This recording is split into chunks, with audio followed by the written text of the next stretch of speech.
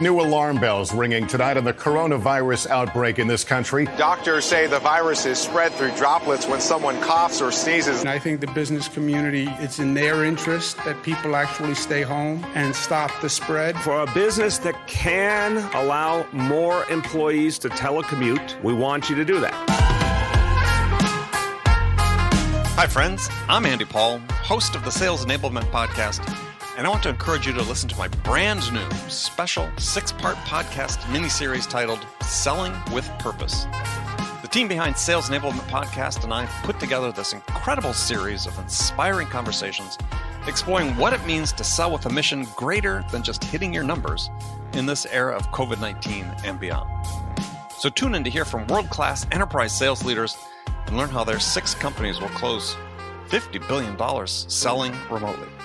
See how they've supported essential workers with the products and services they need to stay safe and thrive during this time of crisis. Subscribe to Selling with a Purpose now on Apple Podcasts, Spotify, Stitcher, or wherever you listen to podcasts.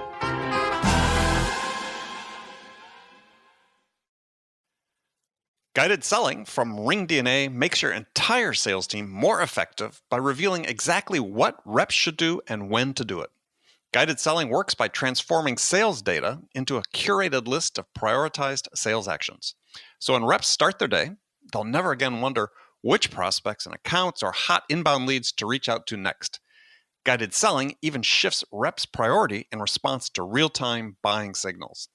Finally, even new reps can sell like seasoned ones. Let RingDNA be your guide to success. Learn more at ringdna.com/guided selling.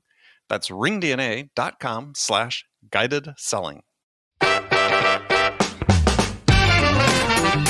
My feeling is, as a profession, you almost never hear, our focus is increasing win rates and individual sales performance, as opposed to streamline our process, find out how we can process more activity, increase our velocity through the pipeline. Some organizations, they feel the biggest army wins. And then there are companies like ours where we're a smaller shop, and so we have to have the team with the best players win. Because there is that army approach of process. And listen, we got 216 reps. If they're not all marching in unison, it's going to be sheer chaos. And so this scale of the whole thing becomes unmanageable without focusing in on that process. Hi, friends. Welcome to the Sales Enablement Podcast. I'm your host, Andy Paul. Now, that was Gessie Schechinger. He's the Chief Revenue Officer at OnCourse Sales Engagement Platform and the self-described laziest salesperson in America, which, as you'll hear, is not true. And Gessie's joining me today on Sales Enablement, episode 783, to talk about individual sales performance. We're going to dig into how sellers should think about what will happen in the next 2 years of their careers and the areas they need to work on improving in order to compete in the next normal. We'll dive into some new ideas about how to make sales training actually work for sellers, and we're also going to explore new ways to measure actual, true sales rep productivity.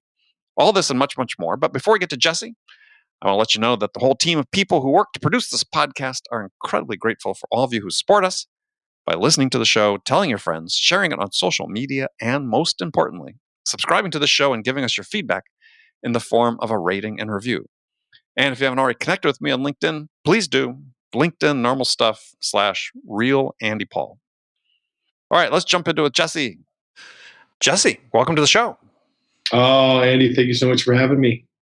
Well, it's a pleasure to have you here. So where are you joining us from? Salt Lake City, Utah. Silicon Yes. Slopes. Are you actually in Salt Lake itself? Are you in one of the burbs? Yeah, so we're a little bit south. Kind of that Silicon Slope area is what they call it. And so down here is, Adobe and Podium and Qualtrics and all those kind of. We throw a little software community down here in southern Utah. You're not so small anymore. It's not really southern Utah anyway, is it? Well, southern Salt Lake. Yeah, I was going to say. There's a whole Moab. It's not like you're in St. George or anything like that. Yeah, you're not seeing the arches in Moab. You're not in Cedar City. No. I've driven through that country several times. Yeah. So, but Salt Lake is gorgeous, though. I mean, not when you're having to confine yourself to your house, but as most of us are doing these days. So what's going on in Utah? I mean, I'm in New York City. We've been shut up for 2 weeks now. How about you guys? Yeah, so we are not as bad as certainly things are up in New York. Things have gone a little not as intense here. I mean, obviously, nobody's going to the gym, nobody's going to restaurants, all that kind of stuff is Schools closed. Done. Schools are closed. Good. I mean, you want to talk about like probably my wife's worst day ever was I have 2 daughters, and they canceled school for 2 weeks, and then an email went out that said it was going to be over until May 1st, and literally just like silent walked to our room. Like, I did not sign up for this. And it's like we're all just kind of joking. And my boss, the owner of our company, he has 4 kids in middle school and high school. So he's got like his wife deals with like 30 emails a day from teachers. Oh, I'm and sure. so that thing, ever a good time for teachers to ask for a raise, I think it's now. Everybody's really seen that value. All the mothers and parents out there.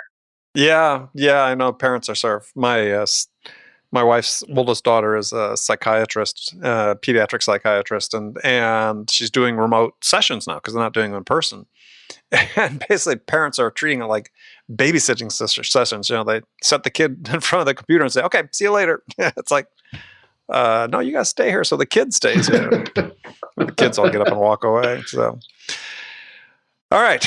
Well, it's a pleasure to meet you. We hadn't had a chance to meet before. So you're self-described as the laziest salesperson in America. So what makes you so lazy? I mean, I think that speaks for itself. The part of sales that really drew me to the job was much more of the taking people out to dinner, steaks, maybe go to a ball game, all of that kind of stuff. I was like, I feel like I could really excel at that. I can excel at eating expensive price meals with customers. And then all stuff we don't do anymore. Yeah, exactly. Right. But the other part of it is incredibly valuable. And it's certainly one of those things where you have to just do a certain amount of the work, because as everybody in sales knows, the minute you don't keep doing outreach and stuff like that, it dries up. You got no one to call on. And so there's some very important blocking and tackling things you do. And as annoying as that part of the job was, because I don't, I think there are people out there that love the challenge and love the cold call. I've always enjoyed once, you can actually get somebody to engage and you're taking that part in. Even in high school, I didn't really like asking girls to dances. And so that was a nerve-wracking situation in itself. And so the front part of the sales cycle, not attractive. You're taking the account and moving it in, very much so. Really like that side of it. Yeah, I was always into customer retention, even in high school. So I had a girlfriend from like 9th grade through high school. And I was like, for that very reason is once you found a good customer, hang on to them. Oh, because finding a new one's terrifying. Yeah, exactly. It took all my nerve plus some to ask her out the first time. 9th grade at an ice skating party. I remember it painfully well. We all do. That in that one, she was perfect. I'm sure she remains to be so today. But I mean, that's the thing. Is like, so throughout my career, I've literally, I mean, an argument can be made. I've worked so hard at trying to not do that stuff. I was better off just doing it. My mother would certainly say that. But the really trying to just automate and get as much of the front of the pipeline done with the least amount of effort possible. And that's kind of my mantra. And well, you're very much like me. When I started my first job in sales years and years and years ago, it was a field sales job. I had to go out and make 30, 40 cold calls a day. And I thought, geez, there has to be a better way than this, because we had a certain goal we had to hit before they'd get us trained on the next level product for us to sell. So we were selling these desktop adding machines. This is, I said, decades ago. Oh, so this was 2003, 2004? Yeah. Thank you. And no, that's great. No, I'm glad you think I'm so young. And yeah, so we had to sell $5,000 worth of these desktop batting machines when they were already obsolete. And so all my peers are out, selling. They cost about $300 a piece. We had to sell $5,000 worth. So they had done the math and said, okay, we need to sell, 25 of these. And I thought, well, that seems stupid. We got one model that sells for $2,500. If I just sell 2 of those, but they were programmable calculators. So I went home one weekend and they were programmed in hex. So I had to taught myself how to program in hexadecimal. Found 2 customers. I designed a payroll system for one and a accounts receivable system for the other. And I was done. I mean, it's like I was that motivated because I didn't like it at that point. Well, and there's such a certain breed of human that's very much like that. I mean, when I went to college, graduate school was just definitely not in the dreams for me. No, me neither. Laziness and graduate school don't go hand in hand. But the other part was really like, you get that syllabus, and it's like, all right, what's the least amount of stuff I'm going to have to do this quarter to get degrees, to get past this puppy? And you kind of back into quotas the same way.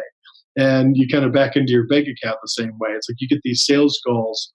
And, much like you, a little bit different is my first sales job was telesales. And so we had to bang out like 300 calls a week and, just kind of like chug it. And you had to get like this certain amount and so for us, it was a medical record retrieval service. And we worked for lawyers and people gathering documents for their cases, et cetera. But we were selling this service, which was pretty fun.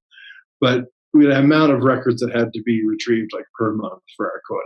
And again, you kind of back into it. It's like, okay, well. So it's a usage-based quota.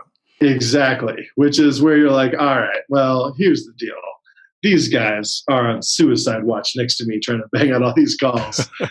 We got to re-engineer this thing. And there wasn't a lot of, MailChimp and Constant Contact and stuff like that happening at the time. And so I get my templates out, bang through them. But then you eventually, to your point, you find that one big fish. And for us, we were selling to lawyers a lot. And I was sitting at a baseball game. And here in Utah, there's a thing called the WCF. It's a workers' compensation fund. I'm just staring at this ad. I'm like, those dudes probably need medical records. And then one call, boom, blew up my entire year. I was taking 1.5-hour lunches. Life was great. Everyone still liked me. It was fantastic. So just always trying to cheat the system for better or worse, unfortunately. Well, but I think I wouldn't call it cheating the system, right? I mean, you were trying to find something. What I found is people that were, and I managed people like you as well as people like myself is I encourage people, if they thought there was a better way for them to hit their number than the process I had laid out, more power to them. I mean, we'd give them enough rope to hang themselves virtually, right? I mean, if they could have the innovation and the ingenuity to go out and say, look, yeah, you've been doing this, you've had some success, but I think there's a better way that fits the way I sell. I can't begin to count the number of salespeople that, blaze their own path that work for me to success. And it wasn't necessarily the prescribed path. And yeah, I mean, to your point, I mean, we're always kind of looking for that. Like that's one of the big, I think, kind of tough things about being in sales leadership is oftentimes you're like one piano lesson in front of the student in some cases because you're like, I don't know, I was selling like this, but what do you fellas think? How are you doing? And so, you hopefully hire talent that does break the mold and teaches you a couple things that you didn't know. Do that. So those are all the things we look for. So, setting aside sort of the pandemic environment we're in right now when we're recording this, because people hopefully will listen to this episode for months and years to come. Is I think they're going to cherish it, Andy. I think this particular episode they're going to cherish for many moons to come. I think so, because first of all, just the uniqueness of your first name. They're all going to be guessing. I have to listen to this episode to understand how he pronounces his name, and it's Gessie, by the way. And but setting aside that is so what is the biggest challenge for salespeople today? I mean, setting aside the pandemic, if we just assume that wasn't existing. But it sort of feeds into this whole thing. But what is the big challenge? I mean, I serve. One of my big fears is we don't spend enough time focusing on performance. Right? We talk about activities, but we don't talk enough about performance. How do people get better at what they do? Well, and then you bring up an interesting point because, I mean, here's the thing. You have lots of sales tools out there that basically can work as machine guns. And one of the biggest challenges, I would say, is self-discipline in the sense that, you have this overwhelming. Some people are selling things where maybe you really do only have 50 people. I know guys in the edutech space who there's only so many universities and there's not going to be a whole lot of more. Right. So it's very niche that we focus. Other of us, we can sell to millions of people. The products can apply. And so you're almost like a kid in the candy store where you have so many opportunities and so many people you can sell to that the lack of focus and self-discipline can really be challenging. Like biting off and saying like, okay, in 1 month, there's these 200 leads and I'm going to truly work these leads. Instead of this kind of plow through a million people approach where it's this kind of, we were talking about high school crushes and things earlier, like walking through a bar, asking women to marry you. Maybe a couple people might say get yes, one, depending on the bar and the hour. But really just having the self-discipline to say like, okay, these are the people I'm going to actually really work. And I'm going to try to really conquer some land here. That land can be by business segment or geographical or whatever have you.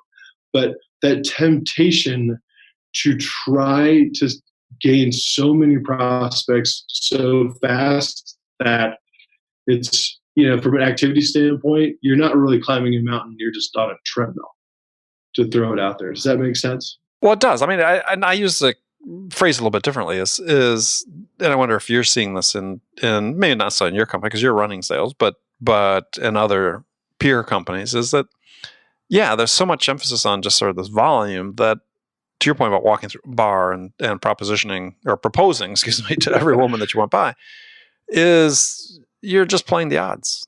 And it seems like for so many companies now, sales is just a matter of playing the odds, a game of chance. And for me, it seems like it sort of defeats the purpose.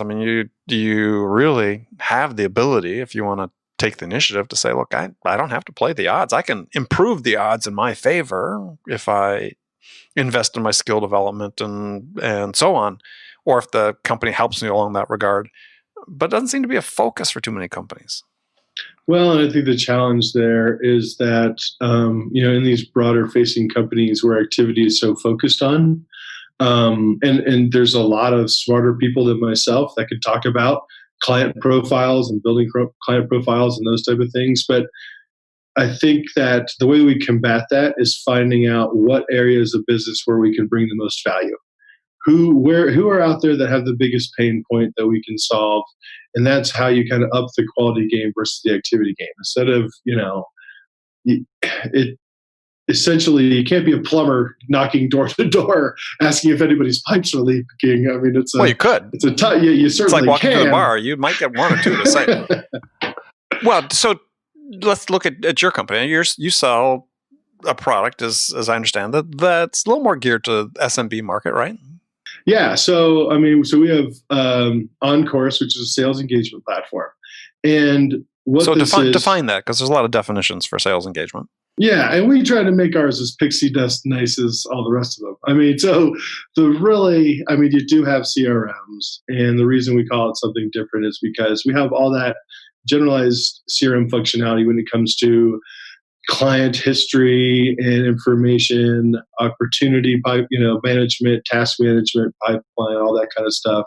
But we also hook up the actual communication methods to it, and so the tool. You can email directly to the tool. You can call. It has a dialer. It's got kind of that MailChimp constant contact stuff built into it, as well as the LinkedIn automation piece that's built into it as well. And so we have. Explain the LinkedIn automation aspect of it. Yeah. So inside, and people call them different things. We call them sequences. They can be cadences, campaigns, et cetera, whatever have you. But we actually have a Chrome plugin that attaches to our platform that allows you to go in, because the one thing, and to give you the history very, very quickly about our company in general is that we are a software development services company, meaning that we help companies with their DevOps. We help companies when they need to outsource integrations, things like that. And so we had this outreach we had to do. And quite frankly, we just had a lot of bills that were stacking up on the sales tool front. Like we were swimming in a sea of SaaS, so to speak. Mm-hmm. And so Build your own. Well, I thought, that was the thing, right? Like I thought we were paying $20,000 a year in tools. And by the time people kept adding users and Susie and Debbie are flying high, and now everyone's got Calendly, everyone's got MailChimp, and I'm like, dude, we're like a $60,000 spend. Like, whoa, this is getting crazy. And so we really pieced this thing together. And we originally were just using it in-house as an internal tool. And then our clients were interested in what we were using. We shared them for a while.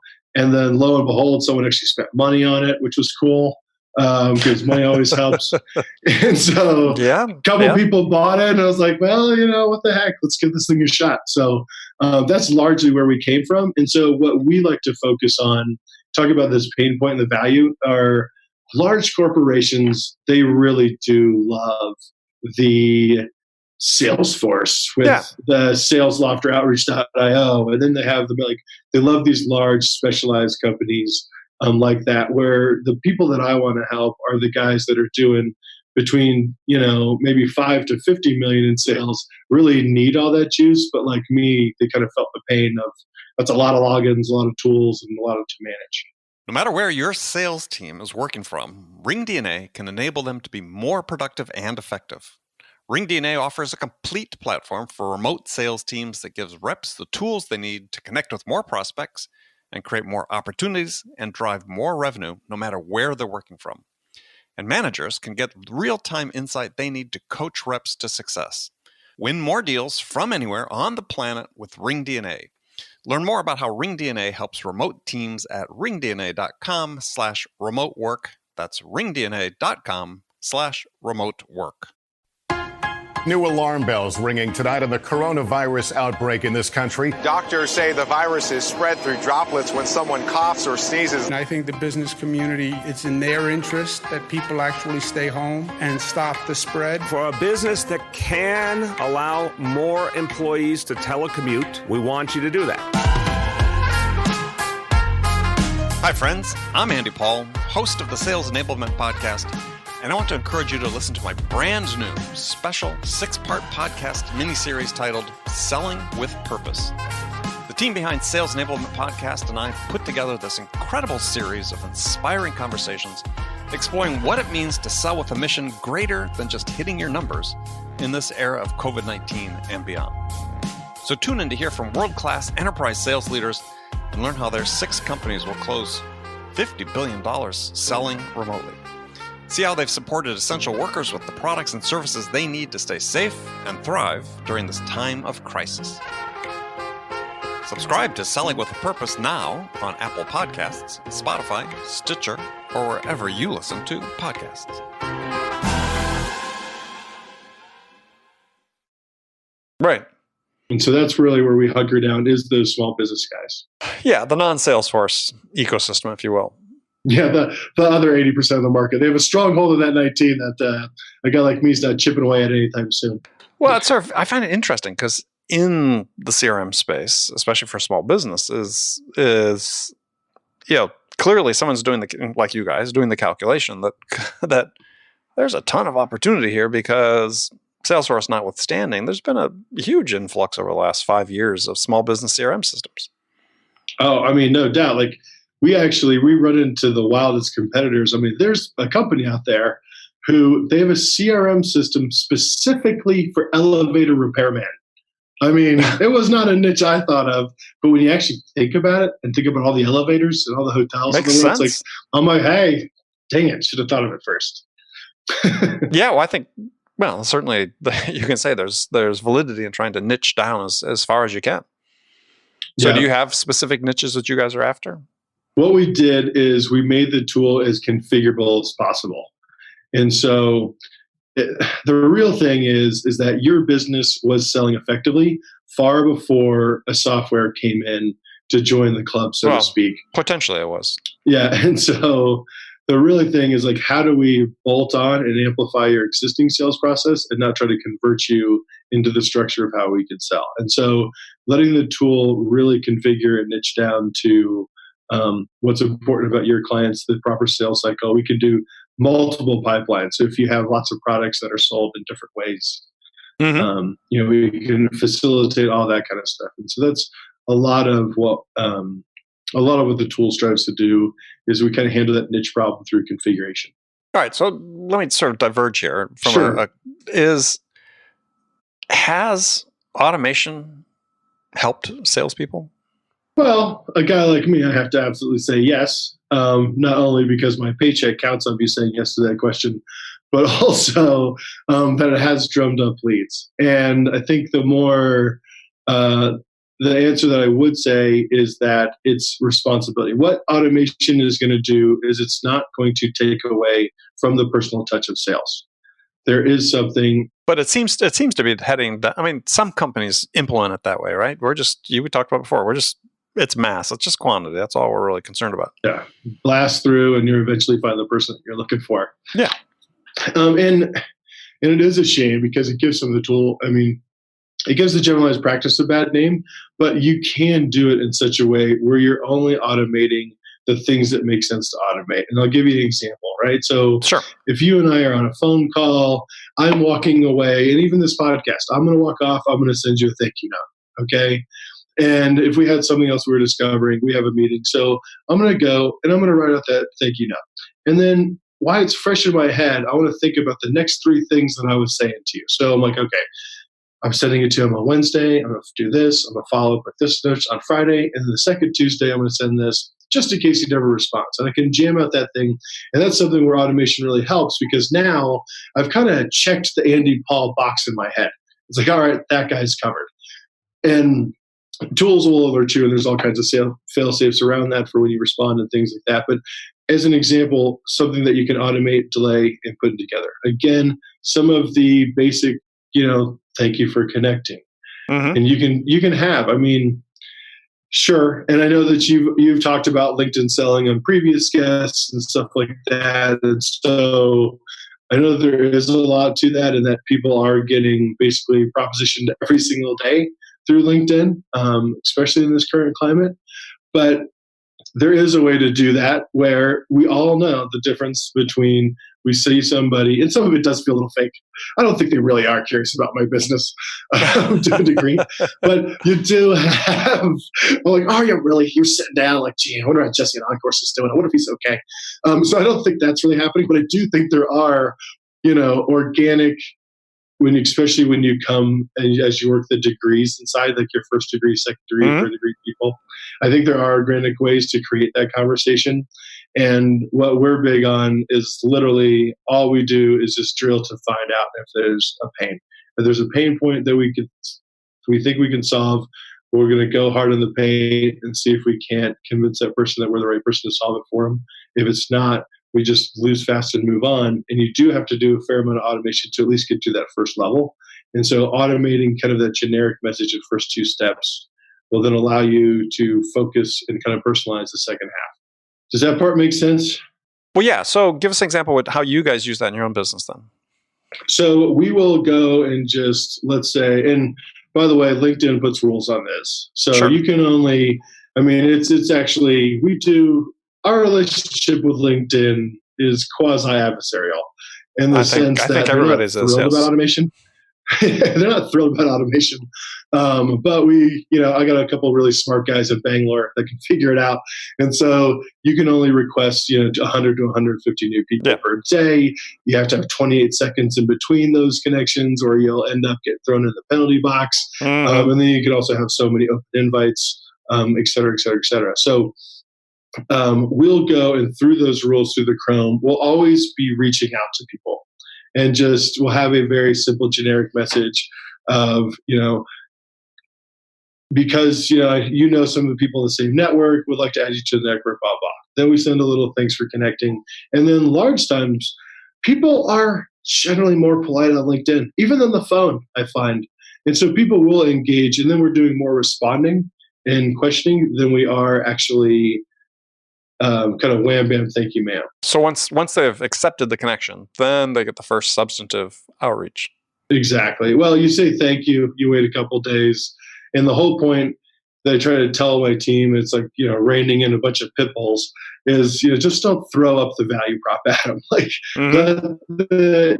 just the same way if you met them on the street and you're in an office and how you would approach it, there's a tactful way to go about this. Right. And patience is a virtue.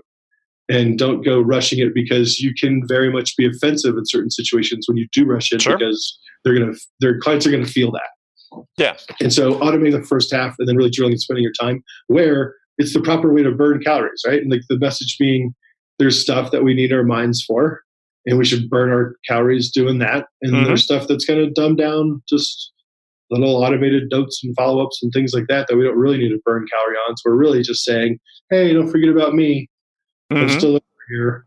And largely a lot of businesses that are thinking about automation, everyone tends to, and we're doing it in this conversation, but they really tend to focus on the outbound sales portion, and they forget about how good automation can be for retention and communicating to your existing customer base, and make sure you're harvesting and staying close to the guys that are keeping the lights on. And just as many of these automated practices, and they're much better received and effective with that retention piece, and using that to just, this is the new product that's coming out. Hey, how you doing? Yeah. We have lots of financial advisors that use our tool that, there's like a couple of millionaire guys that they pay their attention to. They get like 120 clients. So they do want to send out SMS texts to those people and check in on them and happy birthday and all that good stuff. Sure. So that's where I think you can be. I agree. I think that's the barriers are down at that point. You've closed the deal, right? They don't look at your communication and say, oh, he's trying to sell me something. Yeah. And so you can leverage that automation a little bit more there, because you have the relationship. But my bigger point was behind the first question was that, and I know there's no good answer to this, but I like asking it anyway, is that, if we look at sort of industry research reports, that CSO insights, hey, sales performance, at least measured by quota attainment, has been dropping year over year the last X number of years, right? But that sort of coincides with the huge investments we've made as industries and as a profession in all these tools. So for me, it's like, okay, I don't think there's a correlation there at all. But the point is, what do we still have to learn about how to use these tools in order to really improve the performance of the individual seller? I think there's still a gap in terms of understanding how to most effectively use them that's sort of contributing to this performance issue. And I agree. One, I agree it's a hard question. Two, I do think that there's a lot of different personality types in sales. And, when I think, for example, I kind of have that bloodline, right? Where my dad was an entrepreneur sales guy. His dad worked for, DuPont, sales and marketing his entire life. And when I talk to my grandfather and father, they despise literally every single thing I'm doing in the sense that for them, it was really like everything was about the personal touch, and everything was knowing your customer. And this is Bob, and Bob's wife is Sue, and they have 3 kids, and that kid's into football, the girl's into dance. And, like my grandfather could just go like 7 layers deep into what he knew about his customers. And they also did business differently, where their customers had a lot of loyalty. And so there was the end of the month, hey man, I just needed a PO to get me over the edge here. And they would issue those POs. And it's different for a lot of different businesses. And I think as a culture, we've purchased more transactionally, which has kind of deteriorated that's made people more competitive and driven us to the activity levels we feel it's necessary, because we know that if I'm not constantly in front, my competitor is, and there isn't really a lot of brand loyalty. And so you have kind of that wall up. And so everyone is trying to read the tea leaves and find the perfect formula that's going to generate the most.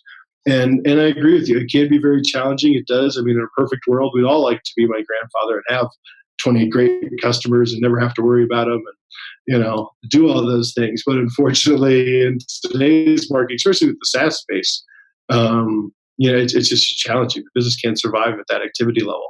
And so you try to find ways that you can be effective. But there's always this balance, right? I mean, so if a SaaS company, it says, look, we need to have X percentage of coverage of our pipeline every month. Let's say 5X. Yeah, pretty much what they're saying is we're only going to close 1 out of every 5 of our qualified opportunities. And so there becomes the serve, which for me, I think, unless a company sort of in a unicorn status hit the wave at the right moment in certain markets, I think those 20% win rates are unsustainable from a growth perspective. So I think we've got this conundrum that and it's not just a SaaS issue; it's across the board. I think is that we don't focus enough on how do we become more effective within the time frame, because we have the ability to become quote unquote more efficient, but we haven't learned how to marry that with effectiveness. And I think this becomes the big challenge for the sales profession in general going forward. How do we do that? Because I think that we've taken my feeling is as a profession, whether it's a Fortune 500 company or whatever, you almost never hear somebody really focus really well on, our focus is increasing win rates and individual sales performance, as opposed to streamline our process, find out how we can process more activity, increase our velocity through the pipeline. Well, you do have that, so for some organization, they feel the biggest army wins. And then there are companies like ours where we're a smaller shop. And so we have to have the team with the best players win. And I think that's what you're kind of highlighting a little bit in your question, is because there is that army approach of process. And listen, we got 216 reps. If they're not all marching in unison, it's going to be sheer chaos. And so this scale of the whole thing becomes unmanageable without focusing in on that process. To your point, though, it's interesting to think about that if you actually truly invested. I mean, we all agree that there's a sales cycle to selling everything, and that there are steps within that sales cycle, and how can we perform the best at those different steps. I mean, obviously, top of the pipeline is the hardest, right? And then everything gets easier as you close down.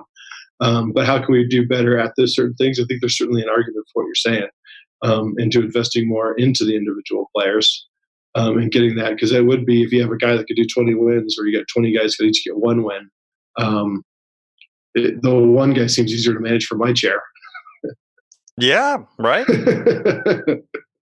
And so, we seem to be sort of focused on the other end. Again, I'm using we generically as sales leaders and so on, but it's this battle, I think, for the soul of sales. And I was just having a conversation yesterday where when the people are looking at the future of marketing and this whole idea of what they call context marketing, I'm just learning about it. But it's, we're seeing more and more interactions throughout the process, whether it's, using a service like Drift, for chat, or live person with their conversational commerce and so on, is the humans are actually involved more to some degree as we go through this process. And so it's like, you got that. People start forecasting that, and I do as well, is that the future of sales and marketing actually becomes more human, not less. And yet we've got this other sort of phenomenon, if you will, on the other hand, where we're trying to automate and script and blah, blah, blah, other parts of selling. And I would say, like, as we talk about the automating and script and marketing, that kind of thing, I think some of that is a result of buyers have changed. There used to be a time where you actually needed your sales rep to understand everything that there was to know about a particular process or a product, or how that product worked. And buyers are crazy smart. And so they're already coming to you with a lot of knowledge about your product already. And so I think it gets counterintuitive in the sense that sales has had to adapt because buyers have adapted, and we're getting, and I know you're going to hate this comment, but I think some of that process stuff is becoming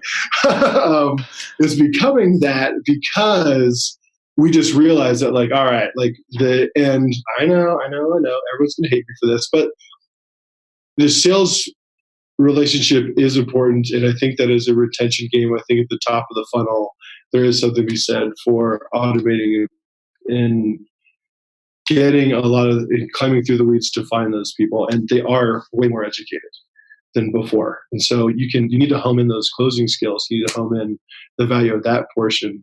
But some of the stuff you normally lead with, where you instantly gain that credibility and trust, is getting harder because the buyers already have that information at their fingertips. Well, I mean, I could bring on guests on the show that, would argue the counter argument, fiercely about, and I understand. There is a civil war that's, of sorts in sales between, the buyer's pre-educated, versus no, they're not, and we got to keep going proactive. And I think both sides are right. To be very clear, I'm not the guy to argue my side. I'm a C student. I'm not the guy to do this. Well, no, I said both sides are right. I mean, you need to have proactive, and you also need to be able to have a marketing campaign that generates inbound leads that are highly qualified. To the point where they, up to the point where they have that first conversation, then you find out if they're actually qualified. But you need to have both, and you need to have a more human way, I think, to deal with people. But we'll save that for another conversation. So, well, it's been great talking to you. I'm unfortunately running out of time here. So, how can people get in contact with you and learn more about OnCourse? Awesome. Well, yes, please visit us at tryoncourse.com. You can sign up for a demo there. Right on the website. You can also check us out on LinkedIn. Again, our biggest, I would say, differentiator is we're much more for the small business guys, and we do have that in-house implementation team. So we can get you at a tool, move. It's only, you don't have to use any third parties or dev shops or anything like that. And then we very much have a white glove implementation. And so we are going to have meetings. We're going to find out the tools. We're going to set that up for you because, in our experience, the industry's done a bad job at letting people just kind of go into tools themselves. And so we really like to get our clients selfishly understanding our entire product so they get so sticky they don't want to leave. Exactly. Well, that sounds like a good strategy. So, all right. Well, Gessie, it's a pleasure to meet you and talk with you, and we'll look forward to doing it again. Awesome. Thanks so much, Andy. Okay, friends, that's it for this episode. First of all, I want to thank you for taking the time to listen. I'm so grateful for your support of the show. And I want to thank Gessie Schechinger for sharing his insights with us today. If you enjoyed this episode, please subscribe to this podcast, Sales Enablement with Andy Paul, on iTunes, Spotify, or wherever you listen to this podcast. If you could also leave us a rating or review and let us know how we're doing, we'd really appreciate it. And you can do all that on your phone in less than a minute as soon as this podcast is over. Thanks for your help. All right, thank you also for investing your time with me today. Until next time, I'm your host, Andy Paul. Good selling, everyone.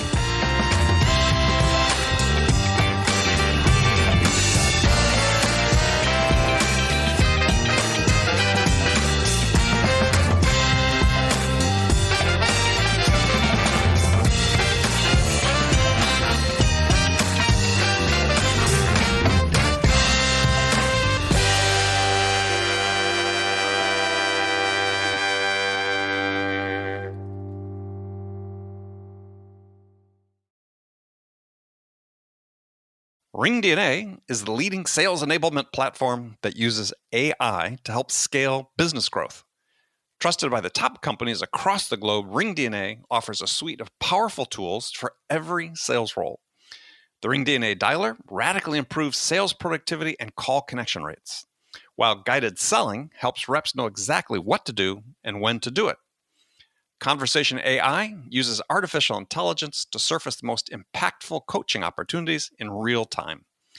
So, no matter where your team is working from, the RingDNA platform can help them exponentially increase call connections, opportunities, and revenue.